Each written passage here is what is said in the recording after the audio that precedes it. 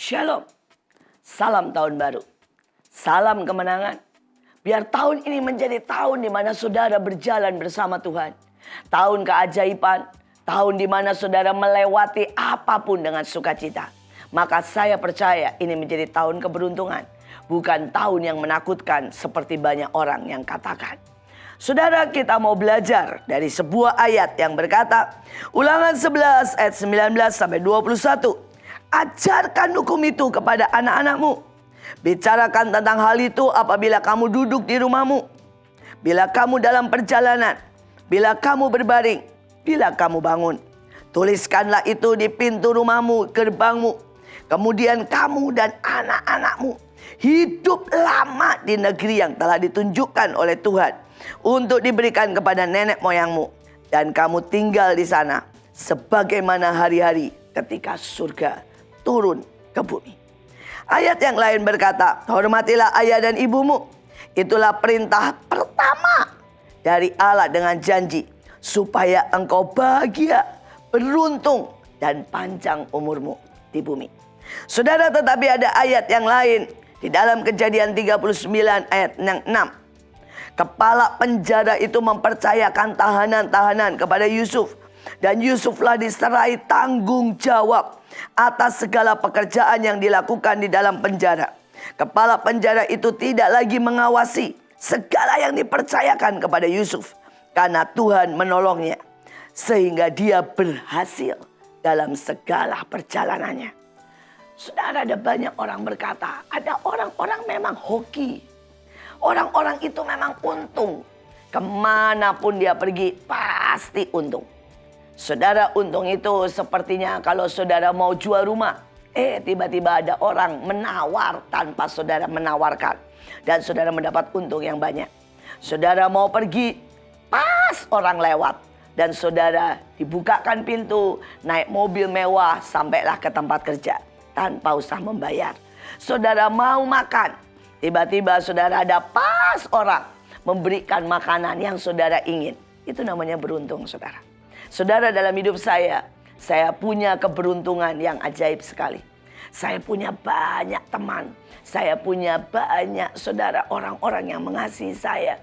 Saya punya banyak berkat. Saudara, sepertinya saya adalah orang yang beruntung. Tetapi rupanya keberuntungan bukanlah nasib. Tapi keberuntungan adalah, saudara, dibangun dari perkenanan akan Tuhan. Pada waktu saudara mulai menjadi orang yang berkenan di hadapan Tuhan, maka tiba-tiba keberuntungan itu akan menjadi bagianmu.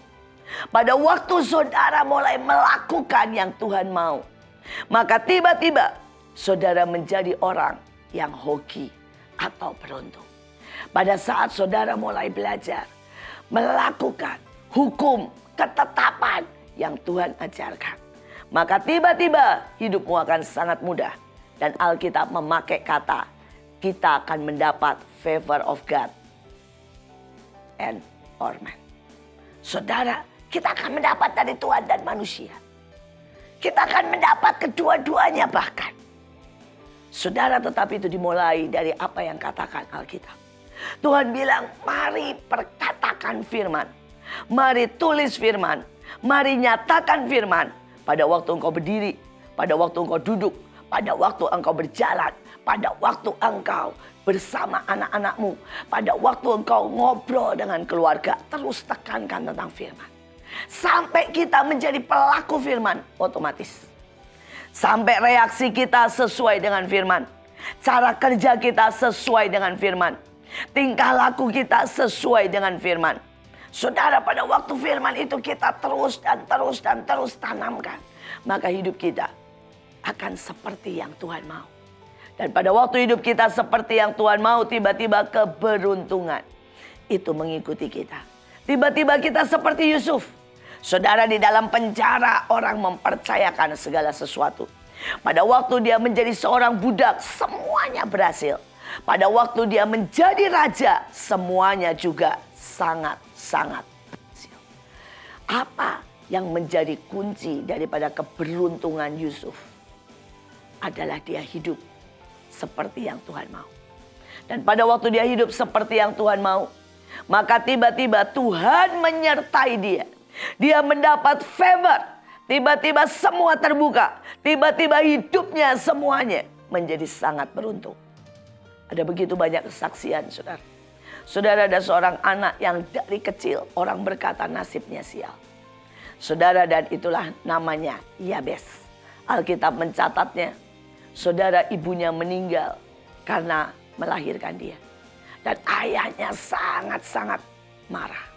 Dan ayahnya menyebut dia sial. Nama Yabes itu artinya sial. Saudara bayangkan, kalau kemanapun saudara pergi, saudara orang memanggil, hai sial, hai sial. Tetapi Yabes tidak pernah berkecil hati. Dia mulai mencari Tuhan. Dan dia setiap hari berdeklarasi. Dia berkata, Tuhan buat aku lebih tinggi dari saudara-saudaraku. Tuhan tunjukkan kalau engkau jalan bersamaku. Tuhan perluas daerahku. Tuhan buat aku ke depan. Buat aku barat, utara, timur, dan selatan. Semuanya menjadi beruntung. Dan Tuhan mendengar doanya. Saudara, Alkitab berkata Yabes begitu diberkati. Yabes terus naik dan terus naik. Apapun yang dibuat berhasil. Dan dia sangat mendapat keuntungan. Dan orang berkata dia orang yang beruntung. Sampai ada lagu Yabes. Sampai banyak orang yang memakai nama Yabes. Padahal kata Yabes sebenarnya artinya sial. Saudara bisa bayangkan nih. Bagaimana dia membalik keadaan. Karena apa? Karena dia berjalan dengan Tuhan. Tahun ini. Apapun keadaan saudara. Mungkin beberapa orang berkata, ibu tidak tahu kegagalan apa yang terjadi. Ibu tidak tahu kehancuran apa yang sudah menimpa keluarga saya. Ibu tidak tahu bagaimana saya kehilangan keluarga di tahun yang lalu. Karena pandemi. Saudara, saya berkata, Tuhan sangat suka merubah keadaan. Tuhan sangat suka merubah nasib sial menjadi nasib beruntung. Dan Tuhan sangat suka untuk membawa engkau naik dan bukan turun. Keberuntungan sekali lagi tidak lahir, tidak ditentukan oleh nasib. Keberuntungan pada saat saudara mulai mengenal Tuhan, berjalan seperti yang Tuhan mau. Tahun ini kita akan melihat begitu banyak keberuntungan yang terjadi dalam hidup kita. Pada saat kita berkata, ya, ini aku Tuhan. Pada saat kita bereaksi benar. Pada saat kita ditindas dan kita mengucap syukur. Pada saat kita mungkin ditipu dan kita memberkati. Pada saat kita mungkin dipecat dan kita tetap percaya. Salah seorang teman saya, dia dipecat dari perusahaan karena keadaan yang seperti ini. Saudara, dan dia tetap bersyukur, dia tetap percaya.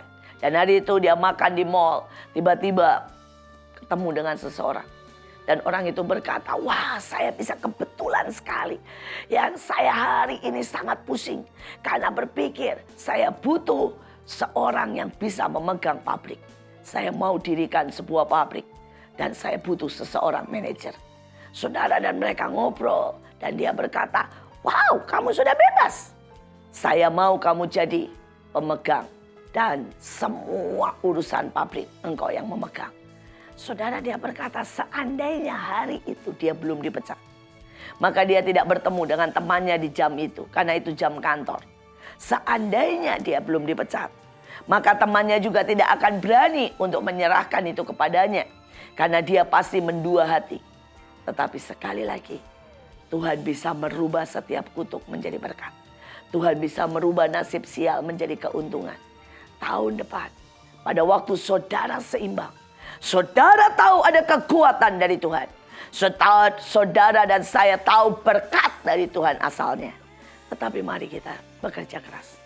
Mari kita melakukan seperti yang Tuhan mau. Mari kita punya attitude dan reaksi yang benar. Maka semua keberuntungan itu menjadi bagian kita. Tuhan Yesus memberkati.